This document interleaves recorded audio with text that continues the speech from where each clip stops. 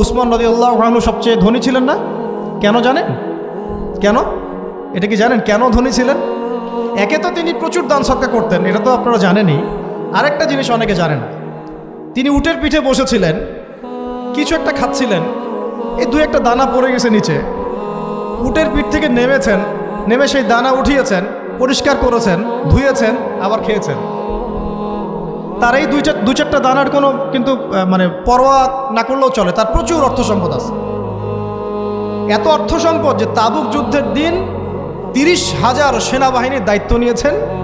30,000 সেনাবাহিনীর দায়িত্ব নিয়েছেন। সেনাবাহিনী যাবে, থাকবে, খাবে, তাঁবু টাঙাবে, সব দায়িত্ব তার। 30,000 সেনাবাহিনীর দায়িত্ব নেওয়া কি চারটাখানি কথা? তো এই সাহাবী এই কয়েকটা খাবারের দানা উঠিয়ে খেলেন। নবী সাল্লাল্লাহু আলাইহি ওয়াসাল্লাম বলেছিলেন যে তোমাকে আল্লাহ পাক রিজিক বাড়িয়ে দিবেন না কেন? তুমি রিজিকের যে তাজিম বা যে সম্মান তুমি করো, এর বদৌলতে আল্লাহ পাক তোমাকে বেহিসাব রিজিক দিবেন।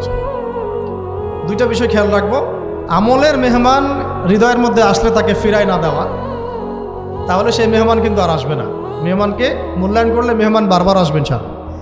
আর রিজিকের তাজিম না করলে রিজিক কিন্তু আপনার ঘরে বেশি বেশি আসবে। এমনি তো হারামের যুগ, এমনি সুদের যুগ, এমনি ঘুষের যুগ।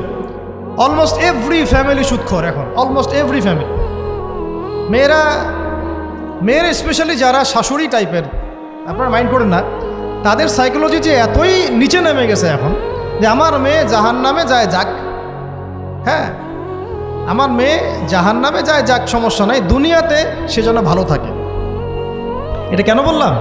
একটা সুদখোরের ঘরে তুলে দিতে সে দ্বিধাবোধ করতেছে না, একটা দুর্নীতিবাজের ঘরে তুলে দিতে দ্বিধাবোধ করতেছে না, একটা ঘুষখোরের ঘরে তুলতে দ্বিধাবোধ করতেছে না, হ্যাঁ একটা মানে কি বলবো মাদক সেবী, ড্রাগ এডিক্টেড বা এই যে আর কি বলবো ফাসেক জালেম, এই ধরনের ঘরে উঠাই দিতেও সে দ্বিধাবোধ করছে না। 5 তলা বাড়ি চাই আমার মেয়ে 5 তলা বাড়ি থেকে সুখে থাকবে। এই যে সুখের ডেফিনেশন এখানে দিয়েছেন আপনারা।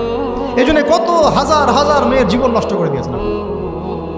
আমার কথা মাইন্ড করে না, হাজার হাজার মেয়ের জীবন মায়েরা নষ্ট করে দিয়েছে শুধুমাত্র মেয়েদের দুনিয়াবি সুখ এর সংজ্ঞাটা বুঝতে ভুল করার কারণে। এর নাম যদি সুখী হইতো তাহলে অমুসলিমরা সুখী না কেন? পশ্চিমারা সুখী না কেন? ওরা আত্মহত্যা করে কেন? এভাবে মেয়েদের জীবন নষ্ট করেছে। অথচ অল্প যদি হালাল রিজিকও হতো আল্লাহ পাক তাকে বরকত দিতেন, সুখে থাকতো। তা আল্লাহ পাক আপনাদেরকে রিজিকের মূল্য বোঝার, তাজিম করার তৌফিক দান করেন, আমিন। অনেক ভিতরে চলে যাচ্ছে আমি, সময় আমাদের হাতে আরও শর্ট হয়ে আসতেছে। তো এখানে একটা কথা বলে দিব যে রিজিকের প্রসঙ্গ যেহেতু আসছে, যে হালাল খেতে হবে আমাদেরকে, হারামের দ্বারস্থ হওয়া যাবে না। আপনার স্বামী যদি হারাম খায়, আপনি স্বামীকে বুঝান, তাকে ওই চাকরি ছেড়ে দিতে আপনি উৎসাহিত করেন। আমি আপনাদেরকে একটা অনেস্টির সাথে একটা কথা বলি, যত এই যে প্রশাসনে যত ঘুষখোর আছে, ঠিক আছে, যত দুর্নীতিবাজ আছে, যত মাদকসেবী আছে, মাদকের ব্যবসায়ী আছে, যত সুদখোর আছে, এরা সবাই কেন এই খারাপ কাজগুলো করে জানেন? তার স্ত্রীকে ভালো রাখার জন্যে, তার মাকে ভালো রাখার জন্যে, তার সন্তানদেরকে ভালো রাখার জন্য। তাহলে স্ত্রী হিসেবে, সন্তান হিসেবে, মেয়ে হিসেবে আপনি বলবেন যে আমাদের এইসব ভালোর দরকার নাই আব্বু, হে আমার প্রিয় স্বামী আমার এসব ভালোর দরকার নাই, হে আমার ছেলে আমার এসব ভালোর দরকার নাই, তুই হালাল পথে থাক, ওইখানে তুই আমাকে ডাল ভাত খাওয়া, আমি খুশি আছি। এইভাবে আপনারা তাদেরকে মোটিভেট করেন, দেখবেন সমাজে হারাম কমে গেছে ইনশাআল্লাহ। আর হারাম খাওয়া এই ছেলে মেয়েগুলোও কিন্তু মানুষ হবে না। হারাম খাওয়াতে ছেলে মেয়েগুলো রক্ত মাংস করে উঠছে, এরাও কিন্তু মানুষ হবে না। আল্লাহ পাক আমাদেরকে হালাল খাওয়ার তৌফিক দান করেন, এবং হালালের জন্য আপনাদের ভূমিকা অনেক বেশি। আমরা উত্তরবঙ্গ সহ দেশের বিভিন্ন জায়গায় সফর করে যেটা দেখেছি, যত সুদী এনজিও আছে না, এনজিওগুলোর মধ্যে মহিলাদের নামই বেশি, জানেন? মহিলাদের নাম বেশি সুদী এনজিওতে।